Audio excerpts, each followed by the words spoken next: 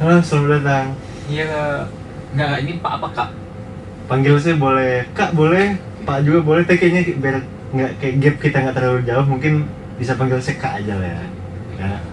Oke, sebelumnya kita kan belum saling kenal ya. Iya kak. Nah, jadi mungkin kita bisa kenalan dulu biar kita bisa saling mengenal satu sama lain gitu kan, biar kita bisa kerasa deketnya gitu lah Iya, kalau saling benar. mengenal gitu ya. Jadi sebelumnya perkenalkan, nama kakak Dika Dendra Yuda. Profesi kakak di sini sebagai konselor, sebagai pendengar cerita lah bisa dibilang begitu. Kakak jadi sini nih, tugas kakak sebagai konselor ya ini untuk mendengarkan, membantu, pokoknya untuk intinya untuk membantu orang bisa keluar dari masalahnya, bisa membantu orang untuk menyelesaikan masalahnya gitu, mendapatkan jalan keluar dari masalah yang seseorang alami lah gitu pokoknya. Ya itu tadi nama kakak Dika Dendra Yuda. Nah, ya mungkin nama kamu siapa? Kita boleh kenalan kita.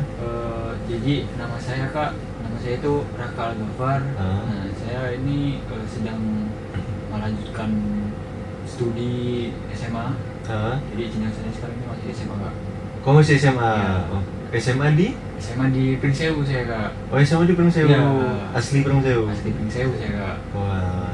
Tapi kelas sekarang udah kelas berapa? Sekarang sudah kelas 11 semester 2 pak. 11 semester 2. Ya, Oh, semester hitungannya udah semester 4 lah ya. Oh, udah. Oh iya, kalau di kuliah udah semester Iya. 4.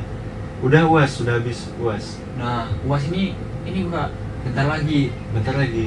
Mungkin sekitaran 2-3 bulan lagi lah. 2-3 bulan. Oh, bentar lagi ya. Iya.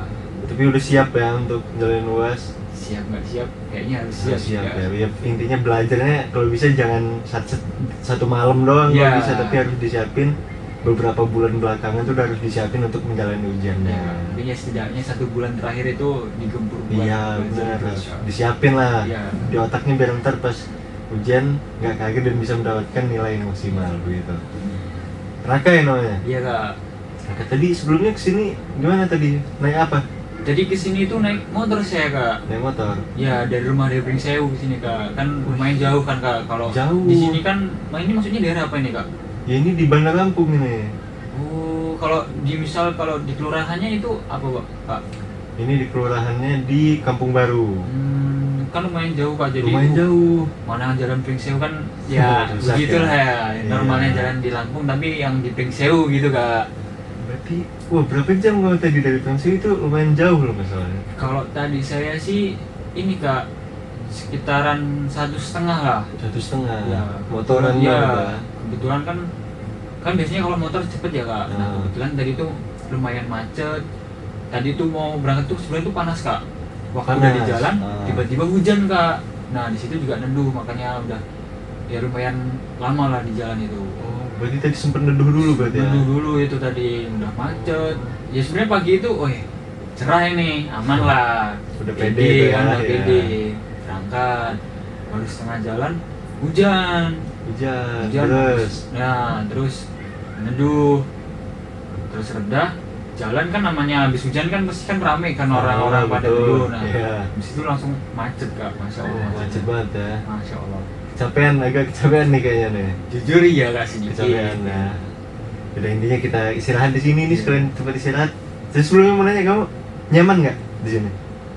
Alhamdulillah nyaman kak. Nyaman. Ya intinya di sini kamu buat diri kamu senyaman mungkin. Dari cara duduk, kalau misalnya kamu nggak nyaman gini, senyamanmu aja. Jadi boleh kayak Sambil nyender gini nggak apa-apa. Mau pokoknya senyamanmu aja, jangan kaku-kaku banget. Intinya sesantai kamu. Pokoknya kayak mana mau posisi duduk kamu kayak gimana, intinya kamu ngerasa itu nyaman, nggak apa-apa. Jangan kaku-kaku, jangan takut nggak enak segala macam. Intinya mau kayak gimana pun nih, itu harus sesuai dengan kenyamananmu sendiri begitu ya.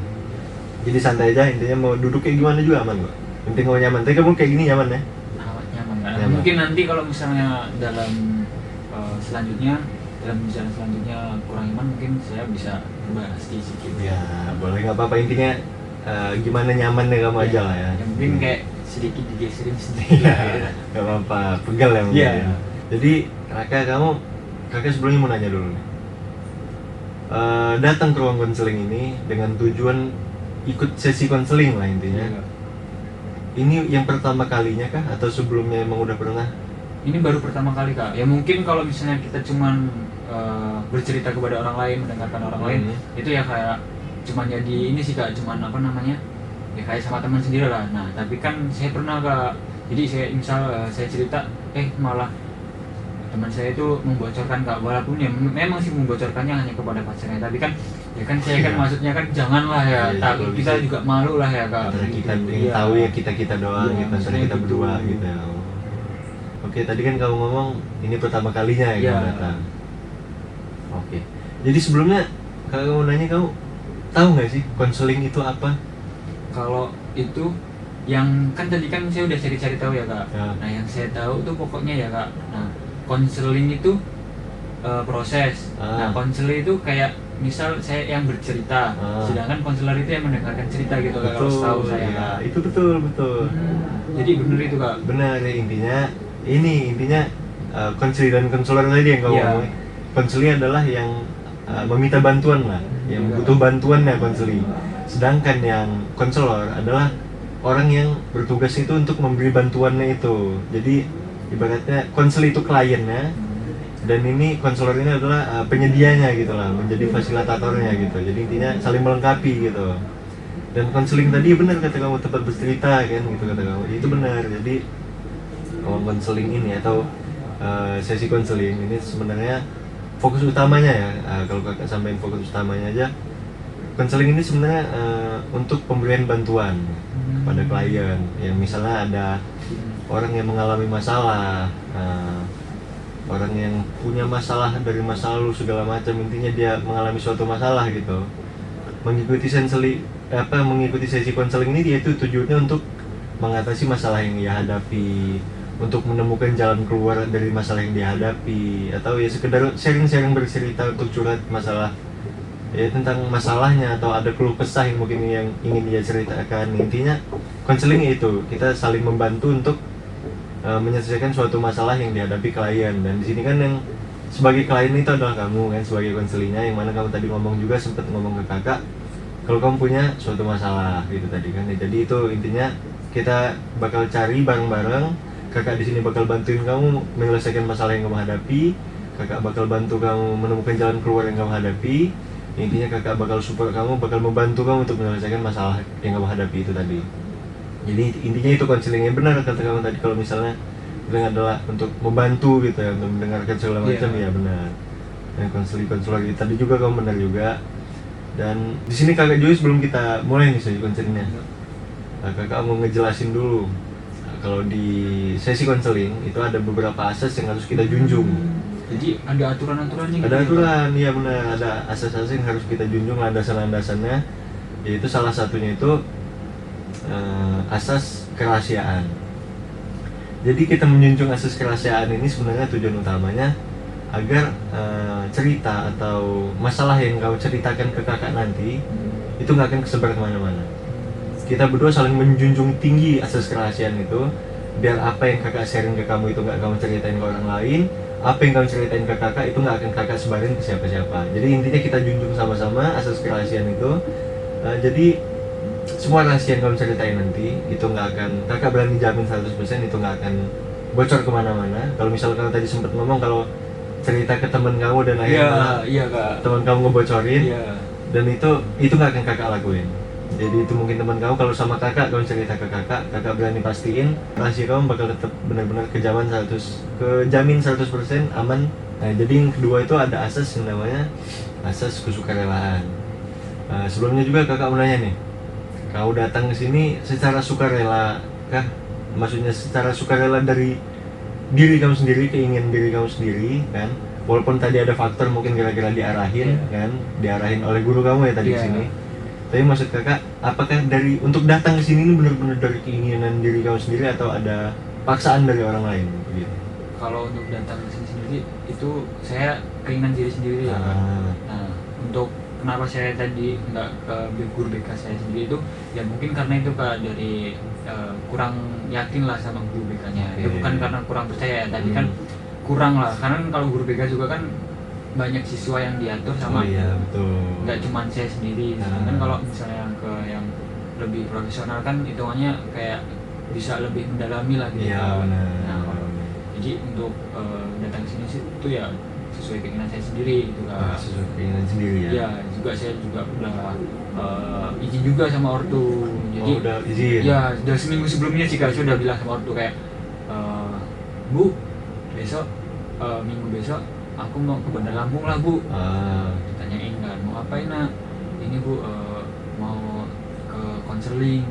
Terus kata ibu saya, oh iya nak, hati-hati ya. Terus ya kayak salam-salam biasa. Terus ya tetap namanya orang tua tetap menyemangati sama tetap mendukung. Berarti sebelumnya udah izin kan? Udah, kita udah izin. Ya, tapi berarti nggak ada kepaksaan dari orang lain, itu benar-benar pure dari keinginan diri kamu sendiri ya.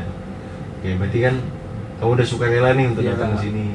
Di sini kakak juga bakal sangat suka rela di sini, bakal sangat ikhlas segala macam lah. Pokoknya kakak suka rela banget untuk dengerin semua cerita kamu, keluh kesah kamu, curhatan kamu. Kakak di sini bakal sangat suka rela di sini untuk dengerin semua cerita kamu. Jadi intinya kalau kamu suka rela, kakak juga bakal sangat suka rela di sini. Ya, itu asas yang kedua tadi, itu asas sukarelaan. Jadi itu kemudian yang ketiga itu ada yang namanya asas keterbukaan. Jadi asas keterbukaan ini kita harus bisa menjunjung asas ini agar kita saling terbuka satu sama lain. Gitu. Terbuka dalam artian jangan ada yang disembunyi-sembunyikan gitu. Jadi kita terbuka untuk menceritakan masalah yang kamu hadapi tadi, perasaan diri kamu yang sedang kamu rasakan itu apa, itu jangan ada yang ditahan-tahan, jangan ada yang disembunyikan. Itu harus kamu buka semua di sini, harus kamu ceritain semua ke kakak, jangan ada yang disembunyiin itu tadi. Jadi harus kamu junjung yang namanya asas keterbukaan tadi, jangan ada yang disembunyi-sembunyi, jangan bohong-bohong intinya. Jadi harus siap untuk terbuka begitu ke kakak. Jadi saya bebas nih, kayak mau meluapkan semua emosi saya, bebas bercerita-cerita tentang apapun itu bebas banget. Kamu mau cerita apapun itu selagi masih dalam konteks untuk menyelesaikan masalah yang kamu hadapi ya, nggak apa-apa. Selagi itu nggak melenceng jauh di luar konteks yang sedang kita bahas ya, itu nggak apa-apa banget. Mau kamu ekspresi, mau kamu cerita segini-gini, mau sambil nangis segala macam, itu it's okay, nggak apa-apa. Kamu punya kebebasan lah di sini. Kamu punya, ya itu tadi kita menjunjung tinggi namanya asas keterbukaan itu tadi. Jadi jangan ada yang disembunyi-sembunyikan. Kalau emang sedih ya nangis nggak apa-apa. Kalau emang marah ya teriak nggak apa-apa. Intinya gitu tadi. Jangan ada yang disembunyi-sembunyikan. Jangan ada yang ditahan-tahan juga. Intinya dilepasin aja di sini ya. Oke, paham? Kemudian asas yang terakhir, asas keempat itu namanya asas penormatifan. Yang nama norma atas di asas kenormatifan itu ada kata norma kan. Sebagaimana kita tahu kan, norma itu berarti aturan. Jadi asas kenormatifan ini artinya kita menjunjung tinggi nilai-nilai aturan yang ada gitu, nilai-nilai norma yang ada gitu kita junjung tinggi. Mulai dari norma agama, norma budaya, apa norma-norma di negara inilah, intinya aturan-aturan negara segala macam itu kita harus menjunjung tinggi agar tidak melenceng jauh melanggar norma-norma tersebut. Jadi kita junjung tinggi agar pembahasan kita, ucapan kita itu nggak melanggar norma yang ada begitu. Jadi kita junjung sama-sama agar tidak ada pembahasan yang melenceng jauh untuk melanggar norma-norma yang ada seperti sara segala macam, rasis segala macam atau apapun itu. Jadi kita junjung sama-sama normanya biar kita nggak melenceng jauh melanggar norma-norma tersebut begitu. Iya, saya juga takut Kak, kayak misalkan kebetulan juga kan saya orang Jawa tuh kayak di malah Jawa kan biasanya kan kalau misalnya kita cerita sama kawan kan malah kayak malah tambah diajekin kan Kak. Gitu Kak. So kakak berani jamin ini nggak akan melenceng jauh, maksudnya nggak akan melanggar norma-norma yang ada. Kita nggak ada tindakan-tindakan rasis, secara kakak berani pastiin di ruangan ini saat ini itu nggak akan kejadian yang namanya tindakan-tindakan kayak gitu. Jadi kakak berani jamin kita bakal tetap ada di lingkup norma yang ada di negara ini, mulai dari norma budaya, agama, dan norma negara yang ada lah. Jadi intinya kita bakal tetap terjaga dari norma-norma tersebut. Intinya begitu ya. Jadi itu tadi keempat norma. Dan mungkin tadi juga kakak udah ngasih penjelasan singkat tentang sesi konseling ini. Dan ini 4 norma juga tadi. Mungkin dari penjelasan itu tadi lah, mulai dari deskripsi singkat tentang konseling dan 4 asas yang ada tadi, mungkin ada yang masih kamu bingungin dan mungkin kamu bisa kamu tanyain ke kakak. Mungkin karena memang sebelumnya saya udah cari tahu ya Kak. Jadi sudah lumayan paham Kak, lumayan paham. Ya, setidaknya udah tahu lah intinya. Intinya udah paham. Mungkin ntar kalau misalnya dalam proses ntar itu kayak saya masih kurang paham sedikit tentang sesuatu hal yang tadi, boleh kan Kak kayak saya tanya-tanya? Boleh banget, nggak apa-apa. Misalnya masih ada yang kamu bingungin nih, walaupun sisi konseling kita udah berjalan, Ya, kamu tanyain ke kakak, ya. Oke ya. Intinya jangan ditahan-tahan, Iya, kalau kamu Kak. bingung ya ditanyain nggak apa-apa. Intinya begitu ya. Berarti nggak ada yang mau ditanyain lagi? Cukup mungkin Kak. Cukup ya. Mungkin kakak juga mau ngasih tahu ke kamu dulu kalau mungkin sesi konseling kita ini itu bakal berjalan kurang lebih mungkin 30 sampai 40 menitan lah mungkin ya. Itu dimulai dari yang tadi kita ngobrol awal itu ya Kak? Ya, mulai dari kita ngobrol awal tadi. Itu ya intinya sesi konseling ini mungkin bakal berjalan 30 mungkin sampai 40 menitan lah. Mungkin segitulah durasinya. Apakah kau menyanggupi untuk durasi yang Sanggup segitu? Kak, sangat-sangat. Sanggup ya. Aman ya berarti ya? Aman Kak, sangat aman. Oke, sebelum kita masuk lagi lah ke sesi konseling yang lebih dalam lagi tadi nih, kan kau ngomong ke kakak habis ada masalah tuh ya. Iya. Oke, jadi mungkin bisa kita lanjut ke sesi konselingnya. Oke, jadi kakak mau tahu tujuan utama kamu datang sini sebenarnya ada apa? Jadi gini Kak, sebenarnya itu saya itu ini 4 bersaudara. Empat Jadi, bersaudara. ya, Oke. 4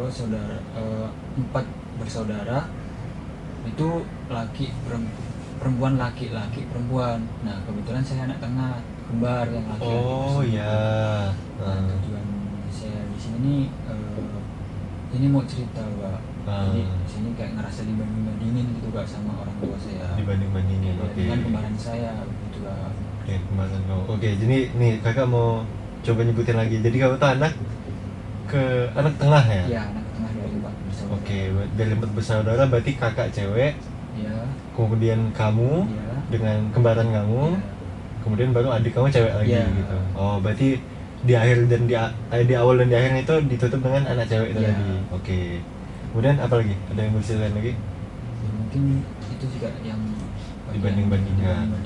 Jadi kayak setiap saya berbuat sesuatu yang sedikit itu tetap ada kurangnya lah di mata orang tua saya tuh. Tetap selalu kembaran saya yang diwahkan lah itu. Kamu dengan kembaran itu yang kakak siapa, yang adik siapa? Adik gini Kak, kalau itu sebenarnya juga saya bingung Kak. Karena kan kalau katanya orang Jawa, kalau yang lahirnya terakhir itu kakak, ya. Nah, yang lahir duluan itu adik. Kalau itu kata primbon Jawa. Nah, kebetulan keluarga saya Jawa, jadi menganutnya itu. Jadi saya lahir terakhir tapi dianggap menjadi kakak. Tapi jadi kamu lebih sadar kalau kamu tuh punya peran sebagai seorang kakak berarti? Ya itu sadar dari kecil kan berarti kamu di antara kamu dengan kembaran kamu itu yang berperan jadi seorang kakak itu kamu berarti. Kamu sadar akan hal itu berarti ya? Oke. Kamu dibanding-bandingkan gitu kan. Kalau boleh kakak tahu apa contoh kalimat atau contoh perlakuan dibanding-bandingan itu kayak gimana sih? Ya mungkin kayak ini Kak. Kan setiap contoh kecil ya Kak. Contoh kecil itu kayak pekerjaan rumah lah, kayak misalnya nyuci, terus nyapu, kan udah dibagi Kak. Nah, kebetulan saya cuma dapat nyapu doang, halaman depan sama belakang. Nah, kemarin saya ini dapat nyuci piring. Nah, apa namanya? Dia hanya nyuci piring, sedangkan saya nyapu 2 halaman, tetap yang kayak dibilangin yang rajin itu tetap kembaran saya itu. Kembaran kamu, oke. Iya. Berarti kamu kayak nggak dianggap kerja keras kamu itu berarti kayak nggak dianggap gitu ya? Kayak hanya hayalan dong lah, kayak apa namanya terlalu transparan lah, kelihatan. Padahal porsi pekerjaannya sama padahal. Iya. Tapi yang dianggap lebih bekerja keras itu adik kamu. Iya. Oke, kakak paham. Contoh perbanding, misalnya kakak mau tahu sih, apakah ada contoh-contoh ucapan dari orang tua kamu? Mungkin kayak gini Kak, kayak itu loh adikmu tuh loh kayak gini, nggak cuma gini doang. Oke. Itu padahal saya juga itu udah ngerjainnya sama gitu loh Kak. Itu tetap kayak sakit kan Kak kalau iya sakit, pasti sakit banget dibanding-bandingin apalagi sama keluarga sendiri. Notabene adik sendiri ya sakit loh, dimana kembar lagi kan, itu bakal sakit banget sih pasti. Dimana kembar itu kan, kalau katanya anak kembar itu kan punya kedekatan yang sangat intens lah. Kalau dibagi 2 anak kembar itu pasti kedekatan intens, terus dibandingin dengan salah satunya itu pasti ya kerasa banget sakitnya. Ya hitungannya dari lahir sampai gede kan bareng terus. Iya, terus dibanding-bandingin. Oke, paham. Kemudian respon kamu di saat dibanding-bandingkan itu gimana? Di situ saya cuma bisa diam Kak. Oke. Saya cuman kayak harus dada, kayak di dada itu kayak sesek gitu Kak. Saya pengen nangis tapi itu saya bingung mau nangis ke siapa. Saya pengen cerita tapi bingung ke siapa. Makanya selama ya mungkin udah sekitar ya 20 tahun lah. Saya itu bingung Kak. Selama udah mendam kayak gitu kan. Nah, baru ini saya berani mau bercerita dengan orang lain. Mau ngeluapinnya awalnya bingung gitu. Oke. Itu cara menanggapi kamu tuh berarti kamu pendam aja. Cuma pendam, diem, kadang mungkin sebenarnya kan saya kan termasuk rokok pasif ya Kak. Ya sedikit aktif lah. Jadi mungkin kalau misalnya udah kayak paling mentok bener kalau udah pusing gitu Kak. Saya paling luapinnya ke rokok, kalau enggak main futsal bareng. Ketergantungan gitu berarti ya. Nah, saya juga takutnya karena itu Kak, nanti ketergantungan karena tidak bisa mengungkapkan secara emosional. Oke, Kakak paham. Ya kamu juga berarti ada rasa ketakutan karena masalah itu kamu tahan terus, malah ujung-ujungnya ketergantungan ke hal-hal yang negatif gitu. Takut saya. Oke, Kakak paham. Kemudian kakak itu kan tadi kakak nanya tentang respon kamu. Tapi kalau kakak boleh tahu respon dari kembaran kamu itu gimana? Ya dia hanya senyum terus kayak kadang ya pernah sih sesekali kayak kayak malah manas-manasin gitu Kak. Dia malah apa ya, dia malah merasa lebih dia merasa besar jadinya gitu. Ya mungkin karena dulu itu masih kecil ya, jadi masih pemikirannya belum dewasa. Tapi gitulah tambah sakit malah kalau dipanas-panasin gitu. Tapi pernah nggak di satu momen gitu dia saat kalian sedang dibanding-bandingin gitu, si kembaran kamu malah lebih ngedukung kamu ditimbang dia dibela orang tua, dia lebih milih untuk mendukung kamu gitu? Ada nggak momen gitu? Kalau momen kayak gitu dibilang ada nggak? Ada sebenarnya Kak. Ada. Tapi ya contoh kayak misal nih saya disuruh beli barang gitu. Tapi saya bilang itulah adik saya lah gitu, adik lah gitu kan. Terus ibu saya malah marah misal, ya orang kamu yang disuruh kok. Terus adik saya yang bilang, iya aku aja yang beli, nggak apa-apa tadi kakak udah kayak gini gitu Kak. Tapi ya berarti kan ada di suatu momen itu dia ada momen dia kesadaran kalau ya jangan dia terus gitu loh, aku juga harus ada berperan gitu loh, jangan dia terus yang capek gitu. Berarti kan dia ada kesadaran berarti dia. Walaupun kadang dibanding-bandingin itu tetap nggak bisa diterima oleh hati, itu nggak bisa diterima itu ya. Sewajarnya manusia kan kalau misalnya udah menyangkut hati kayak dalam nggak sakit, jujur sakit Kak. Ya itu hanya kayak ada yang kata pepatah, hati yang hitam itu sulit untuk diputihkan. Iya benar ya, Kakak paham ya. Artinya kalau emang udah sakit bener tuh mau nyembuhinnya lagi tuh susah banget gitu ya. Kakak paham. Kemudian apa yang muncul di pikiran kamu waktu dibanding-banding ini? Kayaknya kok dibanding-banding ini aku jadi ngerasa gimana, kamu jadi ngerasa kayak gimana gitu? Kalau itu sih saya biasanya ini sih Kak, ternyata aku nggak sesempurna itu, ternyata aku masih banyak kurangnya. Terus ya udahlah mau gimana lagi gitu Kak. Itu kan berarti kamu ngerasa kayak kamu lebih rendah gitu dari adik kamu gitu ngerasanya. Kayak apa ya, itu hanya kayak langit dan bumi gitu lah ngerasanya juga. Jauh gitu kayak punya ada dia nggak bisa disamain gitu ya. Kadang juga ngerasa kayak kok adik kok disayang, aku kok enggak gitu. Kamu ngerasa kayak gitu. Tapi pernah nggak kalau di satu momen yang dibandingin itu adik kamu tapi ke kamu gitu? Atau selalu kamu terus yang dibandingin? Pernah Kak, tapi lebih seringnya lebih seringnya. Iya, lebih kayak selalunya saya. Yang lebih banyak dari selama hidup. Sekitar hampir 20 tahun ini. Lebih sering yang dibandingin itu kamu ke dia. Berarti lebih kamu yang sering dibanding-bandingin berarti ya.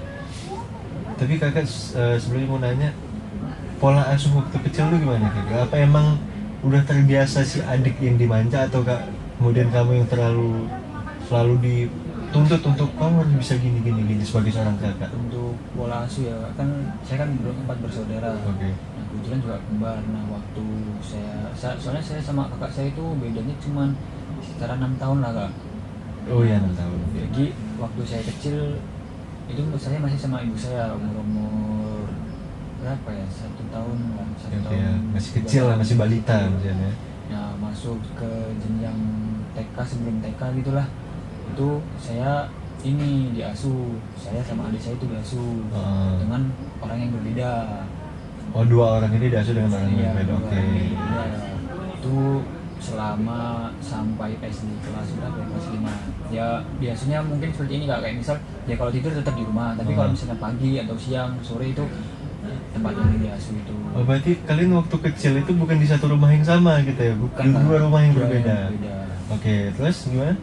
Itu seperti itu tuh sampai SD kelas sekitaran 3 atau 4 gitu. 3 sampai 4 setelah SD. itu kita udah satu rumah terus. Semenjak saat itu udah satu rumah terus. Itu mulai muncul dibanding-bandinginnya itu saat mulai kamu dari bukan di satu rumah itu yang selalu biasanya siang udah sampai jam berapa itu pisah rumah, atau pas emang udah nyatu itu sering dibanding-bandingin? Kalau saya ngerasanya sih dari ini Kak, SD kelas 5, kelas 6 itu Kak, waktu udah satu rumah. Waktu udah satu rumah, oke. Berarti ngerasa dibanding, berarti sebelumnya itu emang gak ada dibanding-bandingin gitu ya? Tapi ya, mungkin karena memang masih kecil ya. Masih kecil, belum tahu juga ya. Oke. Belum sadar lah. SD kan udah mulai bisa sadar gitu, akhirnya sadar kalau udah mulai dibanding-bandingin gitu. Belum nalar lah itu aja. Oke. Nah, jadi kakak mau nanyain perasaan kamu. Jadi kamu tuh sebenarnya marahnya tuh ke orang tua kamu, atau kamu marah ke kembaran kamu yang selalu selalu dibandingin dengan kamu? Lebih ke orang tua sih Kak. Lebih ke orang sebenarnya tua. bukan marah sih, kayak cuman Ya kenapa sih? Iya, gitu, kenapa? kok harus dibandingin gitu ya?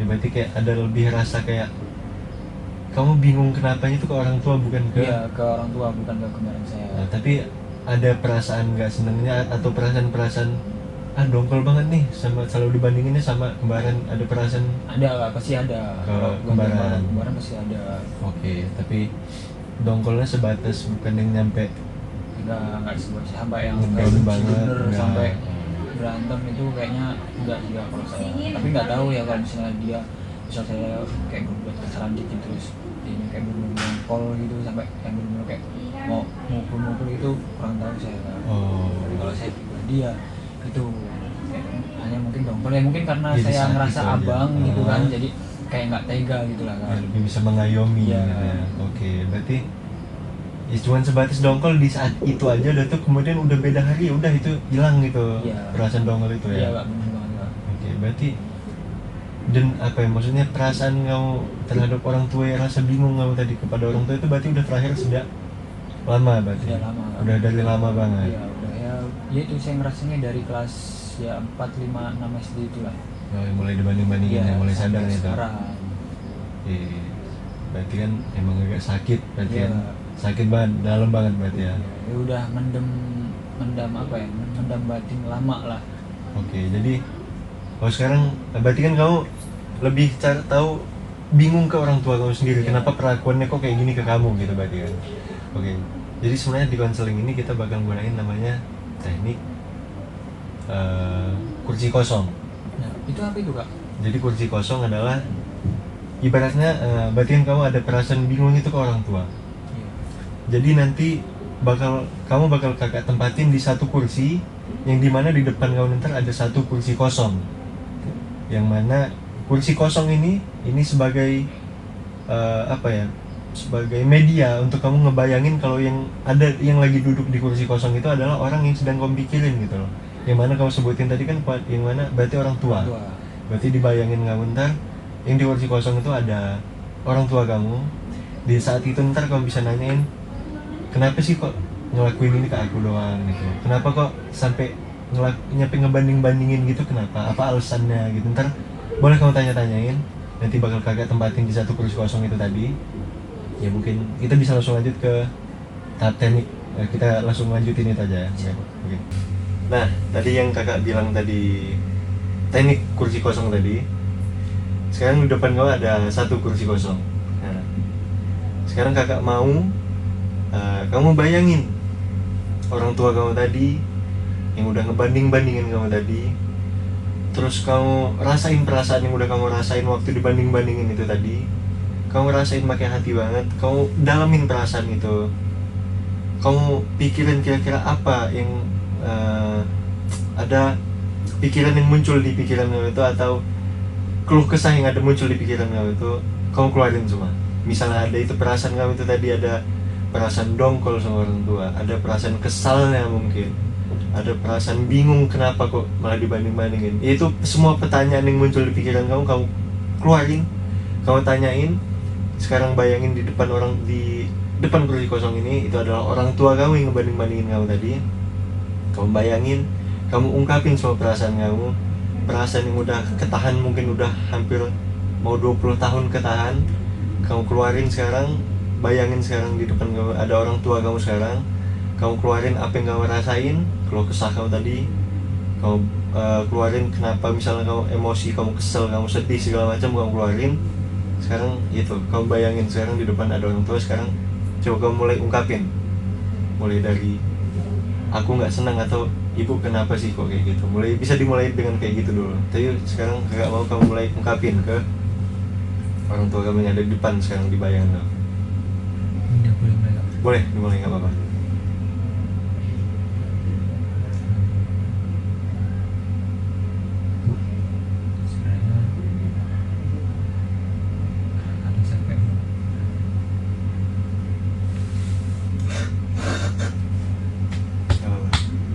Dirasain, pokoknya semuanya dirasain. Kalau emang sedih nangis nggak apa-apa, jangan ada yang ditahan. Kalau emang kesel, lepasin aja nggak apa-apa, jangan ada yang ditahan-tahan kan. Lepasin aja kan. Kalau emang kamu ngerasa sedih, kamu ngerasa kesel, nggak apa-apa banget. Kamu sampaikan apa kekesalan kamu sampaikan. Sebenarnya kan Raka sama Ri kan sama loh. Gak apa-apa, ngomong pelan-pelan. Diungkapin semuanya, diungkapin. Kamu rasain. Gak apa-apa. Kalau emang itu sedih di kamu, gak apa-apa. Kamu nangis kenceng-kencengnya, gak apa-apa. Jangan ditahan-tahan, gak apa-apa.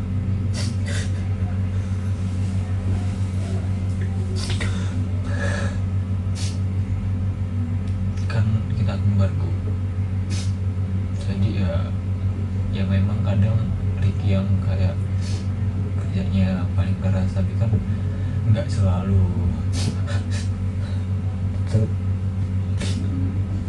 Raka ini yang apa ya, yang nggak beda jauh lah Bu sama dalam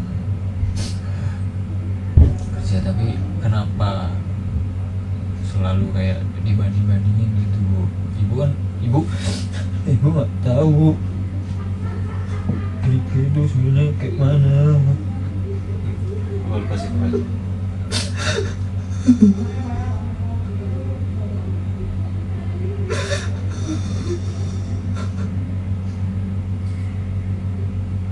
Ungkapin semuanya, nggak apa-apa kan? Sama gue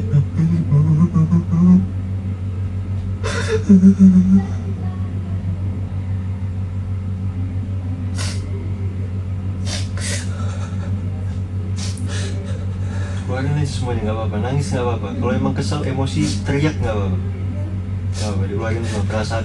Kamu luapin aja semuanya yang kamu rasain. kan dari dulu ibu sama bapak ngebangga-banggainnya Ricky, apa-apa selalu Ricky. Kita ini kembar, ibu itu anaknya nggak cuma Ricky Bu.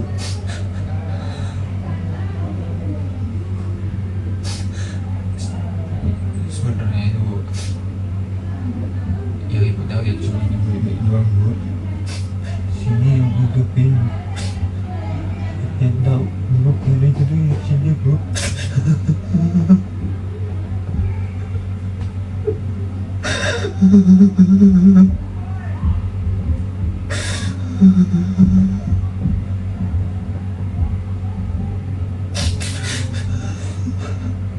Oh.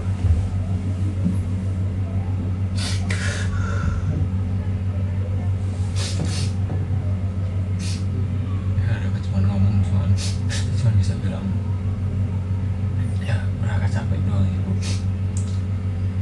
selalu dibanding-bandingin, terus kayak kenapa harus Ricky yang selalu dia sedikit diistimewakan lah.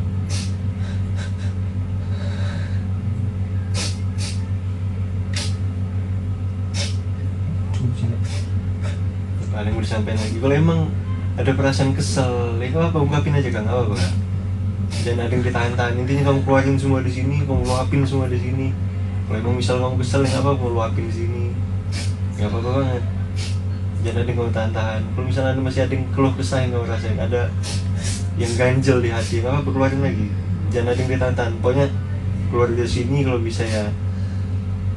Semua yang kamu rasain itu keluar, itu kamu bisa kamu luapin lah semua yang kamu rasain.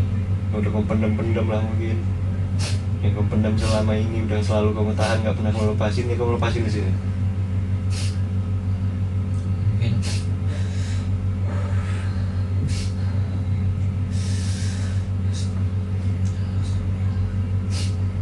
Mungkin cukup sih kak, mungkin kak setidaknya saya udah bisa melepasin emosi saya sedikit lah, walaupun nggak semuanya.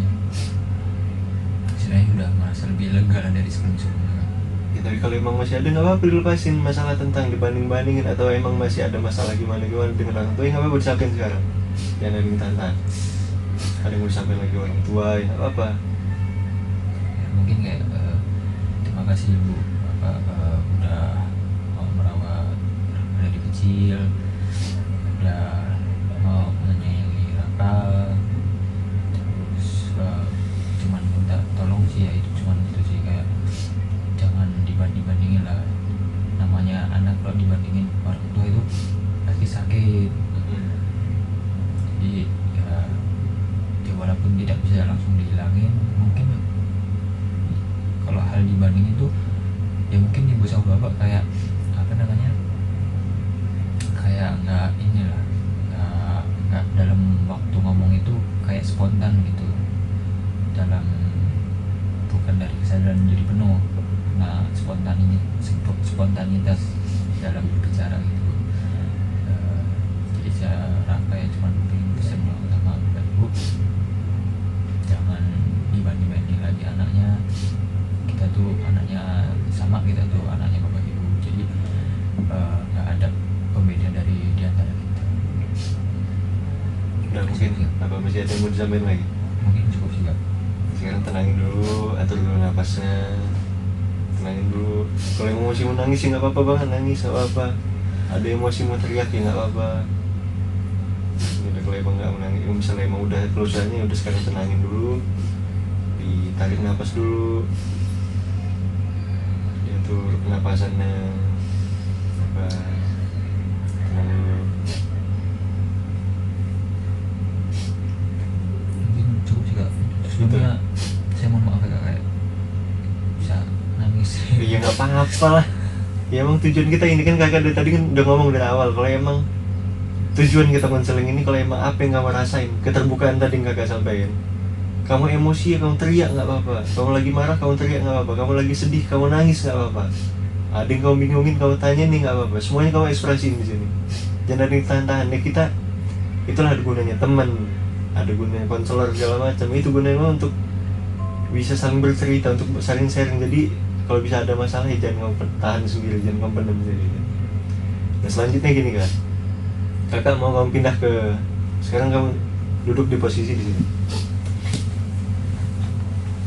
Sekarang kamu udah pindah di sini nih. Ya.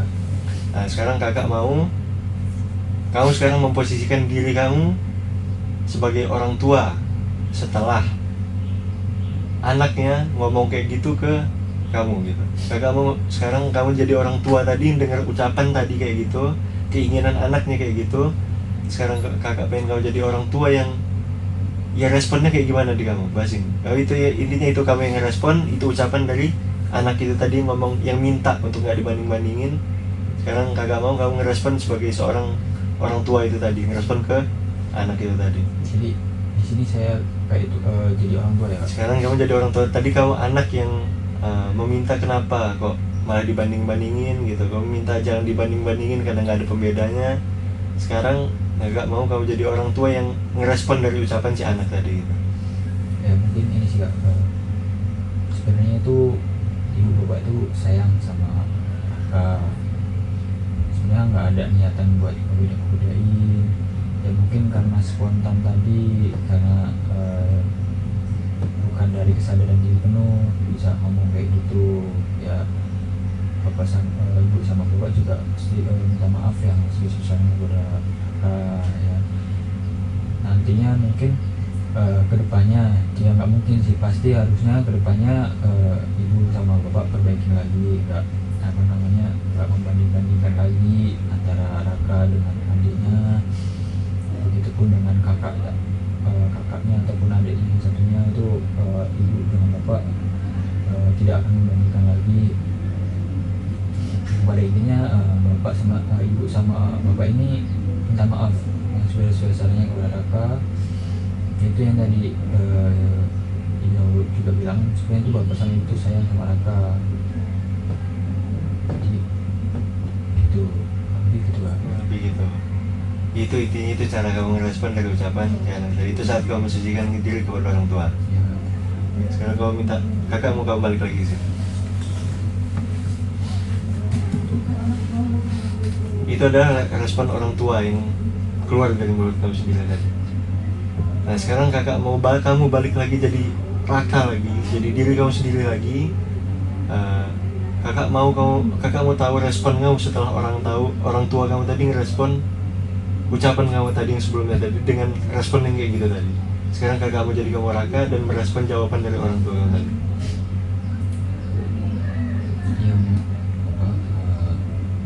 Raka paham karena kebetulan juga kan Raka sudah dewasa, jadi udah paham lah, udah setidaknya udah bisa berpikir positif tentang semua itu. Ya intinya Raka mengucapkan banyak terima kasih kepada bapak sama ibu, ucapkan maaf juga bila ya dari kecil sampai sekarang masih kayak berbuat ya belum dewasa, mungkin masih berbuat salah, banyak salahnya yang mungkin membuat orang tua, bapak ataupun ibu. Itu Raka minta maaf. Dan sekali lagi terima kasih bapak sama ibu udah membesarkan Raka. Udah itu. Gimana perasaannya? Udah lebih plong sih kak. Lebih lega. Lebih, ya jujur nih kak, pusing sih kak. Ya, mungkin kemudian tadi- jangan kamu lanjut dulu, kita pindah lagi ruangan ke tempat duduk tadi, biar baru kita refleksikan apa yang kamu rasain tadi. Setelah kamu ngomong tadi, mungkin kita bisa refleksikan di tempat yang awal tadi. Ya. Di sini udah, sekarang kita coba pindah dulu, oke? Nah, oke Raka, tadi kita udah ngejalanin satu teknik yang kakak ngerasain sendiri perasaan kamu tadi, gimana capeknya gitu jadi seorang anak yang selalu dibanding-bandingin gitu. Justru kakak ikut ngerasain apa yang kamu rasain, rasa sedih kamu tadi kakak ikut ngerasain, rasa ada sedikit rasa kesal tadi kakak ikut ngerasain seperti yang kamu rasain tadi. Kakak paham banget rasa nggak enaknya dibandingin sama adik sendiri, tapi apalagi itu anak kembar gitu, dibanding-bandingin yang mana padahal harusnya nggak ada pembeda gitu lah antara satu anak itu tadi, antara dua anak yang mana itu kembar gitu loh. Harusnya nggak ada pembedanya, benar. Masalah kerja keras atau gimana ya, itu balik lagi ke pribadi masing-masing sebenarnya. Harusnya itu bukan hal yang bisa dibanding-bandingin, yang harus hal yang pantas untuk dibanding-bandingin sebenarnya. Oke. Kakak sekarang mau nanya tentang gimana sih kakak mau kamu ngerefleksiin perasaan kamu setelah kita ngelakuin teknik itu tadi, setelah kamu sempat ngeluapin perasaan kamu tadi, sempat ngungkapin ucapan yang mungkin itu selalu ketahan, yang sebenarnya itu pengen banget kamu ucapin ke orang tua kamu tapi selalu ketahan, akhirnya tadi bisa kamu ucapin, bisa kamu lepasin, bisa kamu ekspresin, bisa kamu luapin lah segala ucapan dan perasaan kamu tadi. Kakak mau kamu ngerefleksiin perasaan kamu tadi setelah kita ngelakuin teknik yang tadi. Mungkin ini sih kak, jujur kalau yang awal tadi itu saya langsung merasa pusing, terus badan itu panas kak. Badan langsung panas? Ya mungkin karena ya tiba-tiba tadi bisa tiba-tiba, iya benar. Setelah itu langsung ngerasa plong sih kak, kayak ya walaupun nggak semuanya langsung hilang, tapi kan rasanya itu kayak udah lega lah. Ya, seenggaknya ada sampah-sampah di dalam pikiran yang akhirnya bisa kebuang gitu. Udah lama nggak kebuang gitu, akhirnya bisa kebuang juga gitu. Setidaknya yang awalnya hitam itu udah jadi abu-abu lah. Jadi abu, udah mulai memutih gitu ya. Oke. Udah mulai, emang belum sepenuhnya putih, tapi udah mulai abu-abu kan, berarti kan udah nunjukin progres yang udah lumayan gitu, udah mulai baik lagi gitu kan. Ada lagi yang bisa kamu refleksiin? Mungkin ini sih Kak, kayak sebenarnya kalau misalnya saya sebagai sudut pandang orang tua, sebenarnya ya tetap sih mungkin kemungkinan kecil akan tetap ngelakuin kayak gitu. Karena ya itu tanpa ada kesadaran, bukan tanpa ada kesadaran sih, lebih kayak spontannya dari masing-masing individunya tersebut. Karena namanya manusia kan tetap nggak luput dari salah kan. Iya benar. Ya berarti kamu ngerasa ya orang tua kamu, ucapan orang tua kamu itu bukan benar-benar dari lubuk hatinya kok ngomong itu, tapi emang ya spontanitas ini namanya orang ngomong gitu kan. Nggak mungkin dia ngomong tanpa mikirin akibatnya gimana mungkin kan.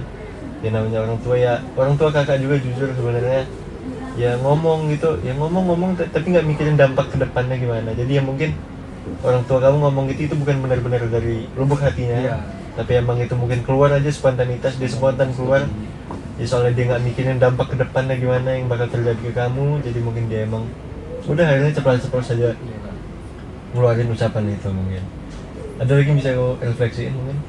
Mungkin cukup sih Kak. Cukup. Mungkin saya sangat berterima kasih pada kakak, sama maaf juga lah Kak, minta maaf juga. Minta maaf kenapa nih? Ya kayak tadi tiba-tiba kayak gitu terus. Yang kayak itu emang tujuan utama di konseling kita ya, itu untuk ngekspresiin, untuk ngeluapin emosi kamu, ngeluapin perasaan kamu. Jadi nangis atau misalnya tadi kau marah segala macam, kamu sampai teriak-teriak, kamu tantrum atau gimana, itu wajar, itu bentuk peluapan emosi kamu, peluapan perasaan kamu gitu. Jadi nggak perlu minta maaf akan hal itu. Jadi santai aja, emang itu tujuan utama kita, untuk ngeluapin emosi yang udah tertahan itu tadi sebenarnya. Nah jadi udah nggak ada yang direfleksiin lagi? Mungkin cukup sih Kak. Cukup sekian, oke. Jadi kakak mau nyimpulin sesuatu nih Kak tentang kamu. Jadi kamu mulai dari awal tadi, mulai dari kecil kamu udah mulai dibanding-bandingin sama orang tua kamu kepada kembaran kamu sendiri, adik kamu sendiri gitu kan. Kemana itu perasaan itu nggak bisa kamu luapin, kamu nggak tahu mau ngeluapinnya kemana. Kamu bingung, akhirnya itu tertahan selama hampir 20 tahun.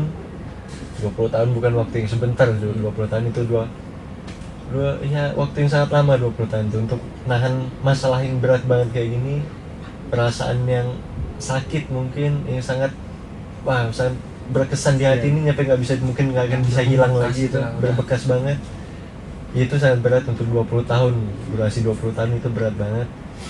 Kemudian tadi kita udah ngelakuin teknik konseling tadi, dan kamu ngasih tahu ke kakak, refleksiin ke kakak, perasaan kamu udah mulai lega sekarang, udah mulai plong ya, walaupun emang nggak sepenuhnya masalah kamu keluar gitu kan, tapi seenggaknya masalah utama kamu kepada orang tua, perasaan kamu kepada orang tua itu bisa kamu luapin secara maksimal. Tadi bisa kamu luapin lah perasaan sedih kamu, perasaan kecewa kamu, perasaan emosi kamu, kesal kamu atau gimana, itu bisa kamu luapin. Seenggaknya itu tujuan utama kita, dan itu tujuan utama kita udah tercapai, kau bisa ngeluapin emosi kamu. Oke. Dan refleksi kamu juga ya, kamu ngerasa plong itu tadi ya. Nah jadi kakak mau ngasih kesimpulan juga bahwa kau tuh berarti sebagai mungkin yang dibanding-bandingkan, terlalu yang si paling jelek lah mungkin ya.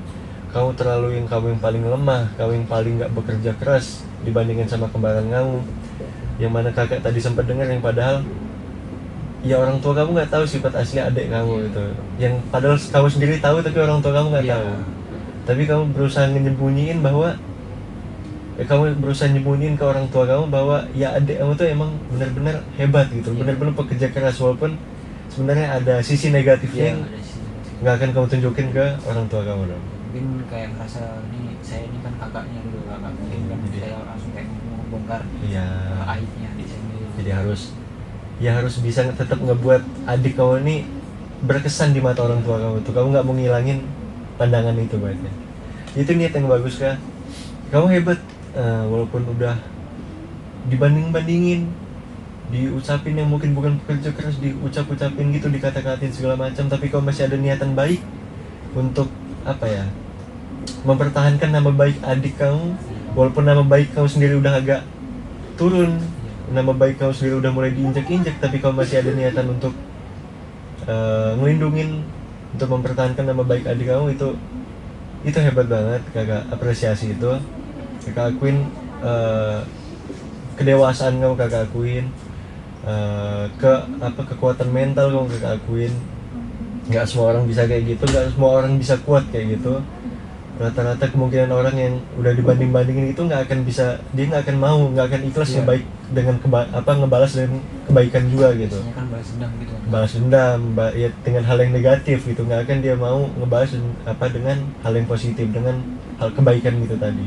Makanya kakak apresiasi kamu. Dan di sini kakak bersedia banget kalau misalnya kamu butuh teman cerita lagi, kamu butuh teman curhat lagi, kamu misalnya masih ada masalah lagi, masih ada mungkin perasaan yang belum keluar, yang masih kamu sempat ketahan juga, kakak di sini bakal siap banget kedengeran kamu. Karena yang kakak lihat di kamu sebenarnya kamu tuh cuma butuh apresiasi juga dari orang lain. Itu kamu butuh pengakuan juga dari orang lain. Ya kamu juga mungkin kamu juga ngerasa capek kalau terus ngapresiasi orang lain tapi kamu sendiri nggak dapat apresiasi gitu kan. Iya, ya setidaknya walaupun nggak selalu, setidaknya sesekali lah. Sesekali dikasih apresiasi karena kita butuh juga gitu. Validasi itu kita butuh juga gitu kan. Ya. Manusia ya nggak munafik lah. Nggak munafik, benar. Semua orang butuh validasi. Bukan, nggak ada yang namanya haus validasi. Nggak, emang kita emang butuh, sebagai manusia kita butuh validasi. Jadi kalau kamu emang butuh teman cerita atau gimana, kakak di sini bakal siap ngedengerin kamu, kakak bakal siap ngedukung kamu. Kakak bakal, kalau misal kamu minta sarannya, kakak bakal ya sedikit ngasih saran mungkin ke kamu nanti. Itu kemungkinan kakak bakal di sini, bakal standby di sini, bakal tetap ngebantu kamu. Kakak bakal terbuka banget untuk menyambut kedatangan kamu misal kamu datang lagi di sini. Ya mungkin itu tadi sesi konseling kita tadi yang mungkin udah berjalan hampir lebih dari hampir 50 menitan ya, hampir mau sejam ya mungkin. Ya mungkin kedepannya bisa kita lanjut lagi di sesi berikutnya. Tapi di sesi kali ini mungkin cukup sekian. Kita cukupi dulu. Kamu tadi benar perasaan udah agak plong ya? Ya alhamdulillah, berarti kalau misalnya kamu udah agak lega, udah agak sedikit menghapus pikiran-pikiran buruk, apa ya, ada perasaan-perasaan buruk yang berbekas di hati gitu. Gak enak di hati itu udah agak terbuang sedikit. Ya kita bersyukur berarti ya. Tapi mungkin sesi konseling ini cukup sampai di sini. Kakak berterima kasih kamu udah nyempetin diri untuk hadir di ruang konseling ini, bertemu dengan kakak, mengikuti sesi konseling ini. Kakak ucapin terima kasih. Saya juga mengucapkan terima kasih banyak kepada kakak udah mau mendengarkan saya mulai dari awal tadi sampai akhir ini. Dan saya minta maaf bila ada ucapan ataupun perbuatan yang kurang berkenan di hati ya. Intinya saya mengucapkan banyak-banyak terima kasih kepada kakak. Ya, kita sama-sama saling berterima kasih dan saling meminta maaf, intinya begitu ya. Udah mungkin cukup sekian ya, terima kasih kakak.